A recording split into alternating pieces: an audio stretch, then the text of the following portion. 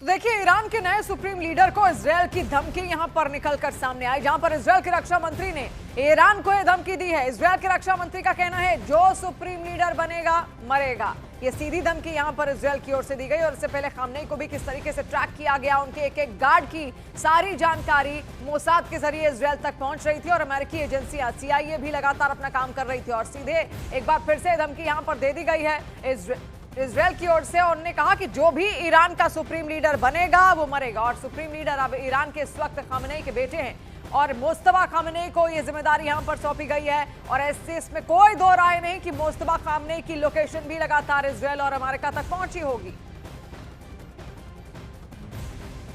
अब देखिए, ईरान में supreme leader Ayatollah Ali Khamenei के मारे जाने के बाद सत्ता की बागडोर अब उनके बेटे मुस्तफा खामनेई के हाथों में आ गई है। लेकिन सवाल यह है कि क्या नया चेहरा ईरान की नीतियों में बदलाव लाएगा या फिर सुरक्षा और सैन्य प्रभाव वाला पुराना ढांचा और मजबूत होगा।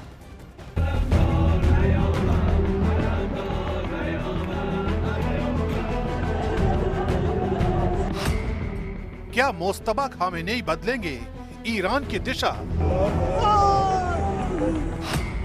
या नए चेहरे से लौटेगा पुराना शासन?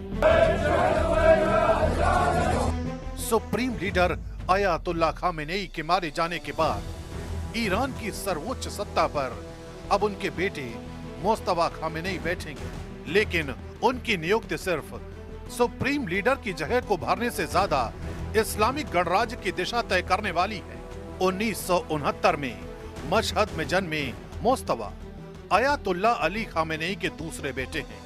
कौम में धार्मिक शिक्षा हासिल करने वाले मुस्तफा औपचारिक रूप से कोई बड़ा सरकारी पद नहीं रखते, लेकिन सालों से उन्हें सत्ता के शैडो ऑपरेटर के रूप में देखा जाता है।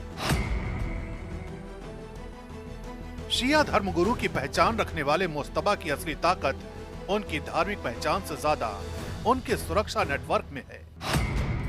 1987 में उन्होंने Islamic revolutionary guard corps join किया और ईरान इराक युद्ध के अंतिम चरण में हिस्सा लिया। 2000 के दशक तक उन्होंने IRGC कमांडरों और खुफिया ढांचे के भीतर मजबूत संबंध बना लिए थे। जानकारों का मानना है कि अगर वे सुप्रीम लीडर बनते हैं तो ईरान की नीतियां और ज्यादा सुरक्षा केंद्रित और सैन्य प्रभाव वाली हो सकती हैं। IRGC का समर्थन उन्हें एक सशक्त लेकिन कठोर शासक बना सकता है। चुनाव, विरोध और ग्रीन मूवमेंट। मुस्तफा का नाम 2005 और 2009 के राष्ट्रपति चुनावों में प्रमुखता से उभरा, विशेष रूप से महमूद अहमदीनेजाद के समर्थन और 2009 के विवादित चुनावों के बाद हुए ग्रीन मूवमेंट के दमन में उनकी भूमिका को लेकर कई आरोप लगे। इन घटनाओं ने उनकी छवि एक ऐसे नेता की बना दी जो सत्ता को चुनौती देने वालों के प्रति सख्त रुख अपनाता है। ये संकेत देता है कि आंतरिक असंतोष को लेकर उनका रवैया उदार नहीं होगा। मैक्सिमम रेजिस्टेंस और अमेरिका से टकराव। माना जाता है कि अमेरिका की मैक्सिमम प्रेशर नीति के जवाब में ईरान की मैक्सिमम रेजिस्टेंस रणनीति तैयार करने में मुस्तफा की भूमिका रही है। लेबनान के हिजबुल्लाह जैसे समूहों से उनके संबंधों की चर्चा अंतर्राष्ट्रीय रिपोर्ट्स में होती रही है। यानी सुप्रीम लीडर बनने के बाद उनके अमेरिका या इजराइल के प्रति नरम रुख की संभावना कम दिखाई देती है। हालांकि उनके बारे में ये कहा जाता है कि वे पर्दे के पीछे रणनीतिक संतुलन साधने में भी माहिर हैं। अकूत दौलत और पश्चिमी कनेक्शन। रिपोर्ट के मुताबिक मुस्तफा से जुड़े नेटवर्क ने ब्रिटेन, जर्मनी और दुबई तक बड़े पैमाने पर संपत्तियां जुटाई हैं और निवेश किए हैं। शिपिंग बिजनेस, स्विस बैंक में खातों और रियल एस्टेट डील्स के जरिए कथित तौर पर प्रतिबंधों के बावजूद पैसा पश्चिमी बाजारों तक पहुंचाया गया। यानी मुस्तफा वैचारिक रूप से भले ही कट्टर दिखाई देते हों, लेकिन आर्थिक सशक्तिकरण में विश्वास रखते हैं। ऐसे में सवाल ये है कि क्या उनका नेटवर्क भविष्य में किसी संभावित बैक चैनल समझौते की जमीन बनेगा या नहीं? क्या बदलेगा ईरान? मुस्तफा खामेनेई के सुप्रीम लीडर बनने से ईरान में सत्ता का केंद्रीकरण और तेज हो सकता है। IRGC का प्रभाव बढ़ सकता है। आंतरिक विरोध पर सख्ती जारी रह सकती है और क्षेत्रीय नीति आक्रामक बनी रह सकती है। हालांकि आर्थिक दबाव और अंतर्राष्ट्रीय प्रतिबंध उन्हें सीमित कूटनीतिक लचीलापन दिखाने पर भी मजबूर कर सकते हैं। चेहरा नया, नीति कितनी नई। ईरान में मुस्तफा खामेनेई की पहचान एक रहस्यमयी, रणनीतिक और सख्त छवि वाले नेता की है। उनका ट्रैक रिकॉर्ड बताता है कि वे सत्ता संरचना को मजबूत रखने और विरोध को नियंत्रित रखने में विश्वास रखते हैं। यानी आने वाले समय में भी ईरान में नीति की निरंतरता ज्यादा दिख सकती है। बदलाव कम, यानी अमेरिका के साथ टकराव बना रह सकता है, लेकिन रणनीति अधिक संगठित और व्यवस्थित हो सकती है। मिडिल ईस्ट की राजनीति अब इस बात पर टिकी है कि मुस्तफा खामेनेई वैचारिक शक्ति को प्राथमिकता देते हैं या रणनीतिक लचीलापन दिखाते हैं। ईरान के लिए ये सिर्फ नेतृत्व परिवर्तन नहीं, बल्कि मिडिल ईस्ट में आने वाले दशक की दिशा तय करने वाला समय है।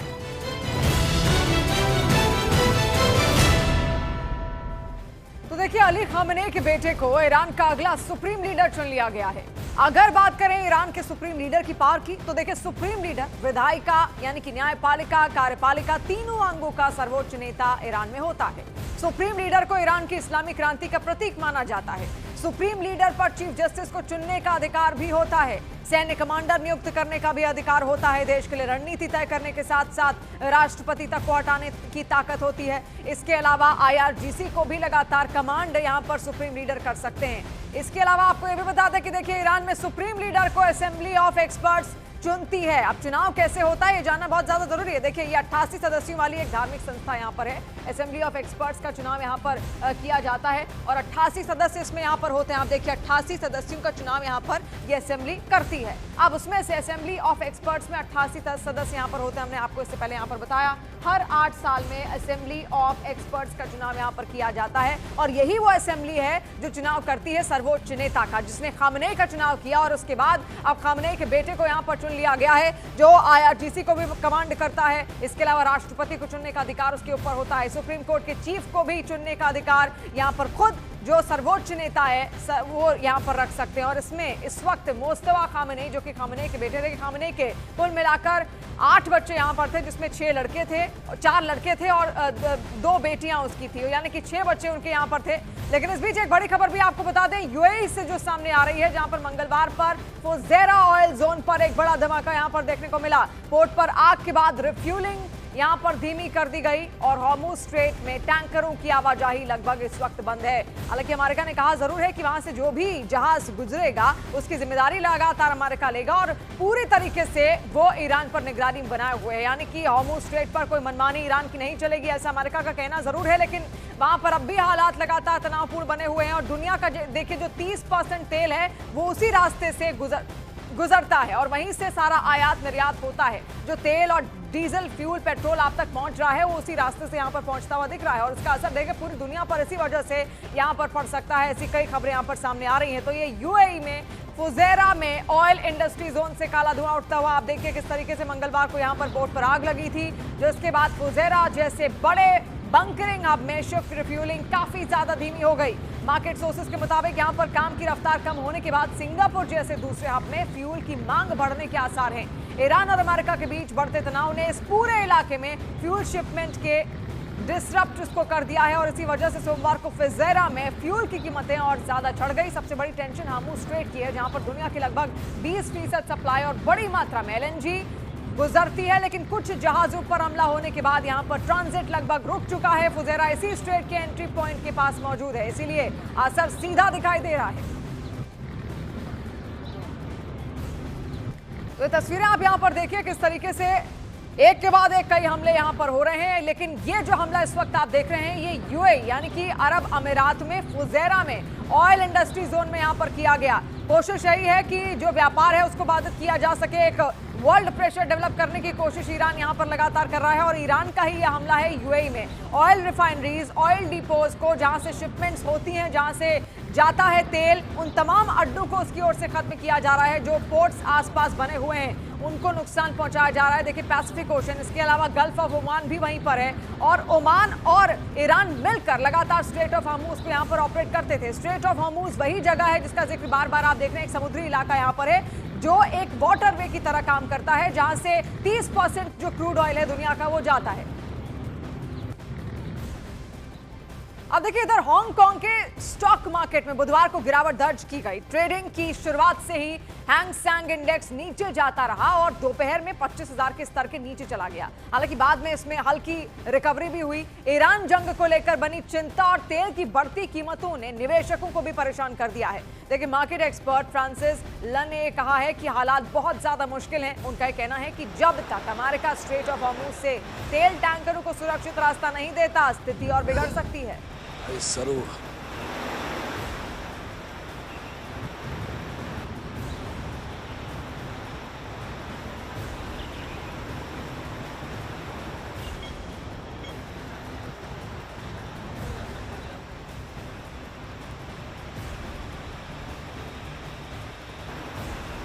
महायुद्ध से जुड़ी हुई ये अलग अलग तस्वीरें हम आपको यहां पर दिखा रहे हैं। क्या हालात अलग अलग जगहों पर बने हैं। स्ट्रेट ऑफ हॉर्मूज बंद है, इसके अलावा हांगकांग मार्केट में भी सीधा असर देखने को मिला। वहां की शेयर मार्केट गिरी और अब भी ये जंग लगातार क्योंकि जारी है, इसलिए शेयर मार्केट में उथल पुथल अब भी जारी रह सकती है।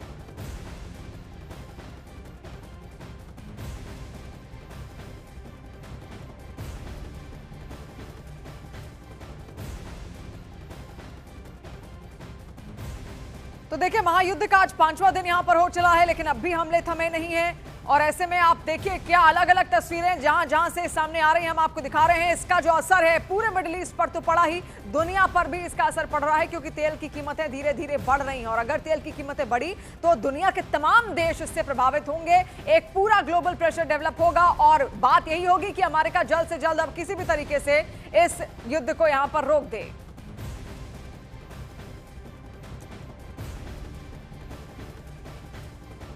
और देखिए इजरायल पर ईरान का एक और अटैक, बेत शेमेश पर ईरान का बड़ा हमला यहां पर देखने को मिला, जहां पर ईरान ने कई सारी बैलिस्टिक मिसाइलें दागी। इजरायल के कब्जे वाला इलाका है बेत शेमेश। अब देखिए इजरायल के कब्जे वाले क्षेत्र में ये मिसाइल यहां पर दागी गई है। बेत शेमेश में ईरानी बैलिस्टिक मिसाइलों का यह हमला हुआ है। इजरायल यहां पर अपनी लोकेशन सेट करता है और उसी का कब्जा यहां पर है, लेकिन वहीं पर यह अटैक हुआ है। आप देखिए कई मिसाइलें दागी गई, बैलिस्टिक मिसाइलों का बाकायदा भंडार है ईरान के पास और वही उसकी ताकत भी है। 6 लाख से ज्यादा सैनिक, एक्टिव सैनिक इस वक्त ईरान के पास हैं और इजरायल की क्षमता की अगर बात की जाए तो मात्र 1,62,000 के आसपास उसके पास एक्टिव सैनिकों की संख्या है। रिजर्व में भी कुछ ही सैनिक उसके पास मौजूद है क्योंकि लगातार काफी वक्त से गाजा के साथ वो पहले ही युद्ध में था। इसके बाद ईरान के साथ पिछले साल से तनातनी इसकी शुरू हुई और उस वक्त भी 12 दिनों का युद्ध उसने लड़ा था। और अभी फिलहाल एक दूसरे के आमने सामने फिर हैं ईरान और इजरायल और अब तो 5वां दिन भी यहां पर है। पूरा बैकअप इस वक्त लगातार अमेरिका की ओर से इजरायल को मिल रहा है। हालांकि पिछली दफा जब ये युद्ध हुआ था तो अमेरिका ने सीधे कहा था इजरायल को कि अब मत लड़ो, लड़ाई यहीं पर थम जाए। ईरान को भी यही कहा गया, इजरायल को भी यही कहा गया और बातचीत के रास्ते तलाशे गए थे। और देखिए लेबनान का इजरायल पर एक बड़ा मिसाइल अटैक भी सामने आया, जहां पर इजरायल पर लेबनान ने 30 से ज्यादा रॉकेट दागे। आईडीएफ ने कई रॉकेट को आसमान में ही मार गिराया है। इजरायल ने जवाबी एक्शन में बेरूत में कई सारे बम बरसाए। अलग अलग तस्वीरें आप देखिए, ये बेरूत पर बम बरसाते हुए आप यहां पर देख रहे हैं। एक से एक के बाद एक कई धमाके यहां पर बाकायदा किए गए हैं। लेबनान का ये इजरायल पर एक बड़ा मिसाइल अटैक है। इजरायल पर लेबनान ने 30 से ज्यादा रॉकेट दागे हैं और इजरायली डिफेंस फोर्स ने कई रॉकेट को आसमान में ही मार गिराया। देखिए एक अच्छा खासा आयरन डोम इस्तेमाल करता है इजरायल, जिसका फायदा उसको जब लगातार गाजा में जो युद्ध हुआ हमास के साथ उसमें भी मिला। इसके अलावा पिछले साल जब ईरान ने उस पर बम बरसाए थे तो उसमें भी इसने इसका फायदा उठाया।